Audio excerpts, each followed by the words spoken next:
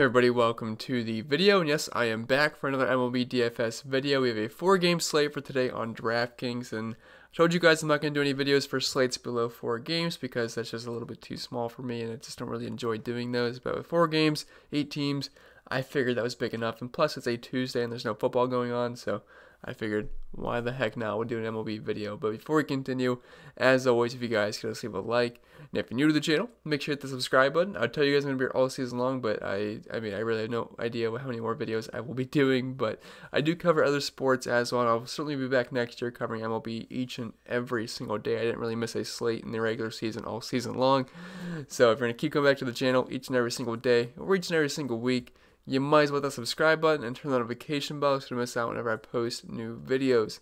And if you don't follow me on social media, the handles are in the bottom left-hand corner of your screen.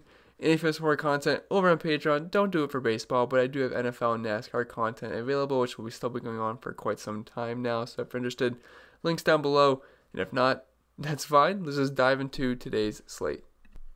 Alright, and as always, we'll start with the pitchers, and I gotta be honest, I don't really love these guys as spots for the most part. Like, yeah, I like Tyler Glass now, but a matchup versus the Yankees is never fun. But it's the playoffs, so pretty much everyone here is good. The pitchers are usually good. The offenses are usually good. So you kind of have to make some uncomfortable with decisions. But I feel pretty good about Tyler Glass now here. He's pretty expensive at 9,300. He's the most expensive pitcher on the slate, but he's been on fire for a couple of months now. I was looking at his recent starts, and this is dating all the way back to August 19th, but 21 points, 38, 33, 19, 21, 29, 27, and 25.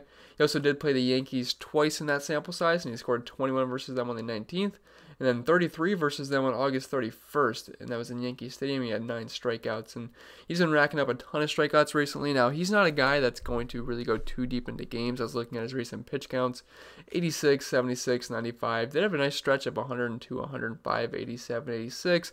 It is the playoffs, though, so things can tighten up.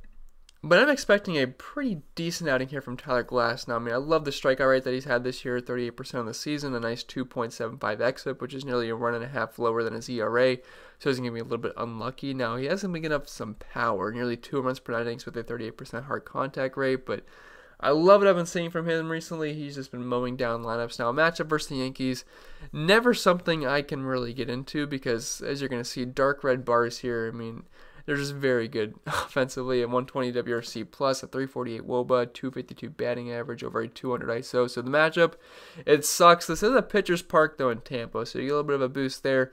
7.5 strikeouts over in Vegas, and I'd have to imagine the Yankees team total is probably going to be around 4, but I still like the upside when you go with Tyler Glass now, and I guess he would be my SP1 on the slate, but you got to cross your fingers whenever you face the Yankees for sure.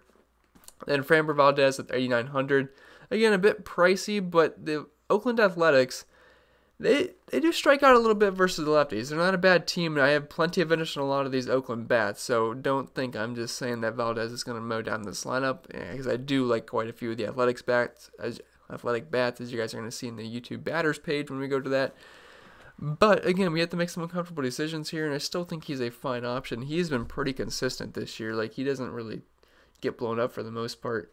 Like, looking at his game log, 29, 30, 35, had a rough stretch of 11 and -4, but besides that, I mean, he was above the 20s each and every single start besides his first start, that was versus the Dodgers where he scored 4, but besides that, he's been in the 20s and 30s for the most part all season, so he's been very consistent. He's also able to get some strikeouts as well. Looking at his numbers on the year, a very good 2.94 xFIP, about a run lower than his ERA, 26% K rate, a lot of ground balls, only 0.64 home runs per 9 innings. Now, the matchup versus the A's, they got some pop, but they do strike out a bit versus lefties.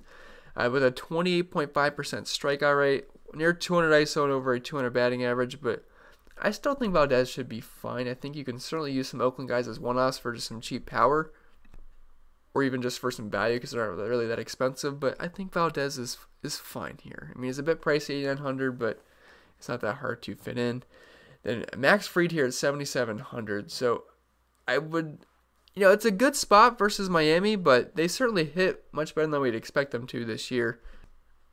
And actually, I do have some interest in some of the value bats on Miami just to open up your lineup a little bit, but I think Max Fried is still a fine option here, only 3.58 implied team total here for the Miami Marlins.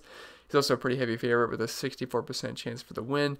And if we're looking at his numbers this year, it's not like overly dominant. He did have a nice 2.25 ERA, but that's paired with a 4.05 xFIP, which is an indication that he got a little bit lucky there. A 22% K rate's okay, but nothing that's going to wow you too much. A 9% walk rate, again, that's a little bit iffy, but didn't really give up any power at all. 0.32 home runs per inning, so the 23% K rate. And this is on a team that's going to pack a ton of power here. If you're looking at the numbers this year, only a 1.47 ISO to lefties this season, a 26% K rate, a 6% walk rate, 286 WOBA, and only an 82 WRC plus. So the matchup is pretty solid here, and max rated 7,700. Not that hard of a fit, and he's going to allow you to fit in some more expensive bets if you pair him up with a guy like Tyler Glasnow, or you could use him as your SP1. I think that's fine too, because Garcia is a pretty good option as well. I think he's a very solid SP2 at 7,200. Matchup versus the Rays isn't my favorite, but in a short stint this season, Garcia has had some pretty solid games. And if we're looking at his game log, he scored 20 points, -6 versus Boston. That was awful, but then 21, 24, 9, and 23, and I think he's pretty interesting. He's got a decent strike. He's got some decent strikeout upside. 23% K rate on the season, only a 4% walk rate, which is pretty good.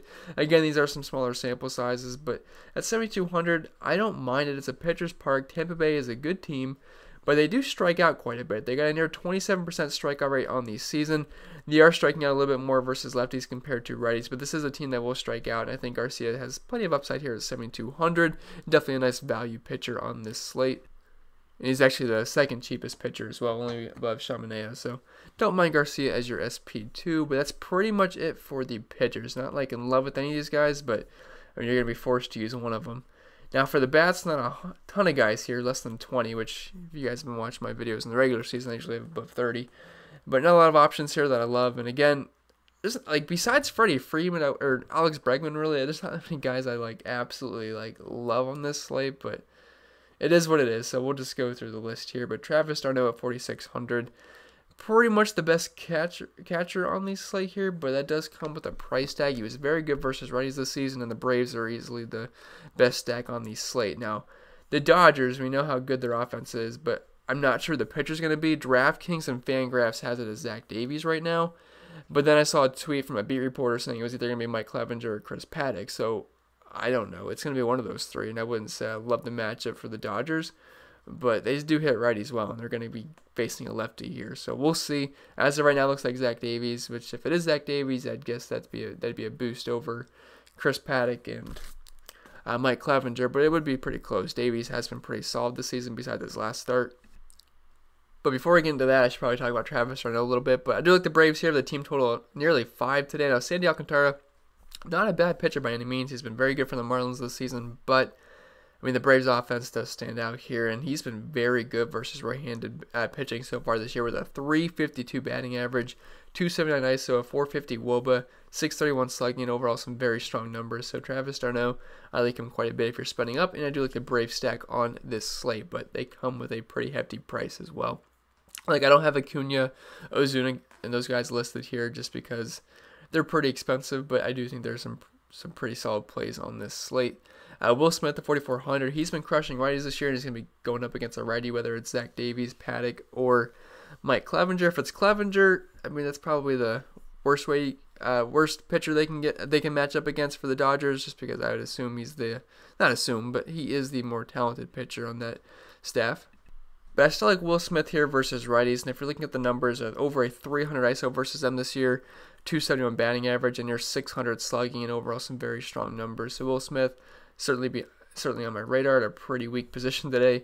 Then Sean Murphy at 3,900, going against a lefty here in Framber Valdez. Now his numbers this year aren't that pretty, only a 207 batting average to lefties, and he's actually been a lot better versus righties, but he's fine. You get the righty on lefty matchup, even though he's been a little bit worse versus lefties, but I mean, catcher's just so weak today, it's kind of just filling whoever fits, to be honest. But I said I liked Framber Valdez, but I do like the A's as well because they are pretty cheap, so I don't know, it's just a tough situation with how the playoffs work. But dropping down to first base, we have Freddie Freeman at 5,400, probably one of the best plays on the entire slate. Do like the Braves here, their team total of nearly 5 as of right now. That could change throughout the day.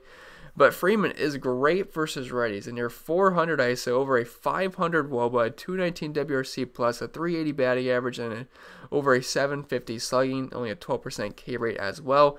And Alcantara, he's giving up a 358 WOBA to lefties this year compared to a 210 WOBA versus righties. So certainly want some lefties versus him in that department. And Freddie Freeman, he's going to grade as one of the better plays on the entire slate. And if you need to go value at first base, we have Aguilar here and Ji-Man Choi. Aguilar, he's been fine versus lefties this season for the price tag for sure. Don't really love picking on Fried, but this is definitely a park boost here in Atlanta for the Miami Marlins. And he's got a 200 ISO to lefties this season, a 380 WOBA, and a really nice 320 batting average. So definitely don't mind Aguilar here if you need some value. And then Ji-Man Choi at 3,300. I think he went deep last night, if I remember correctly. That might have been another game, but I think he's fine here. Garcia is not unhittable. I mean, I said I liked him as an SP2 option, but I think they're still going to do a little bit of damage versus him. And Ji-Man Choi, he's got some okay splits versus righties. It's nothing like incredible, but he's going to be batting cleanup projected as of right now. And he's pretty cheap, and he's got a near 200 ISO versus righties, 248 batting average, does walk quite a bit, so I think he's interesting. Then dropping down to second base, we have Ozzy Albies at 20. I always say Ozzy Albies. I don't know why. Ozzy Albies at 4,900. Just a lefty here versus Sandy Alcantara. Last year he hit lefties better. This year he's hitting righties better. If looking at his splits, and near 300 ISO versus them this season with a 333 batting average. A bit of a smaller sample size, but still I like the lefties here versus Alcantara. He's actually striking out lefties more than he's striking out lefties more than he is righties, but he's giving up a much higher WOBA to the lefties as well. So don't mind Albies.